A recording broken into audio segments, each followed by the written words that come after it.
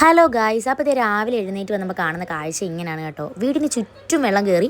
ഇന്നലെ അത്രയ്ക്ക് മഴയല്ലായിരുന്നു, അതുകൊണ്ടായിരിക്കാം നിറച്ചും വെള്ളം കയറി. അപ്പോൾ നമുക്ക് അങ്ങോട്ട് ഇറങ്ങാൻ പറ്റുന്നില്ല. അപ്പോൾ അതേ റോഡിലോട്ട് ഇറങ്ങാൻ വേണ്ടി അച്ഛൻ കല്ലൊക്കെ ഇട്ടിട്ടുണ്ട്. അപ്പോൾ വണ്ടിയൊക്കെ വെള്ളത്തിലിരിക്കുവാണ്. എന്താകും ഇനിയുള്ള ഇതൊന്നും അറിയത്തില്ല. നമുക്കവിടെ ഇത്രയും വെള്ളമാണെങ്കിൽ കുട്ടനാട്ടൊക്കെ എന്തായിരിക്കും എന്നാണ് കേട്ടോ ഇപ്പോൾ ഞാൻ ആലോചിക്കുന്നത്. ഞാനൊരു കുട്ടനാട്ടുകാരിയാണ്.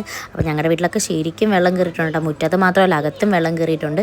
വാതിക്ക് ഈ നീല ഷീറ്റ് കെട്ടിയിരിക്കുന്നതുകൊണ്ട് അകത്തോട്ട് വെള്ളം അടിക്കത്തില്ല കേട്ടോ മഴ പെയ്യുമ്പം. അപ്പോൾ ഒരാളാണെങ്കിൽ ഇത് വെള്ളത്തിലിറങ്ങി കാലിൽ എന്തോ കുത്തി കയറിയെന്നും പറഞ്ഞ് ഇതേ വന്നിരിപ്പുണ്ട്. ഞാൻ നോക്കിയിട്ടൊന്നും കാണുന്നില്ല. ഒരാളാണെങ്കിൽ ഭയങ്കര കരച്ചിലാണ് കേട്ടോ. വേറൊന്നിനും എല്ലാം വെള്ളത്തിൽ കളിക്കാൻ വേണ്ടിയാണ്.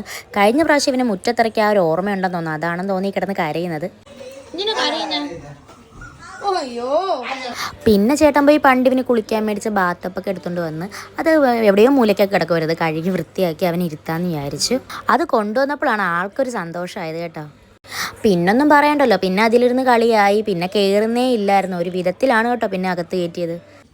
അകത്ത് കയറാം വേണ്ട.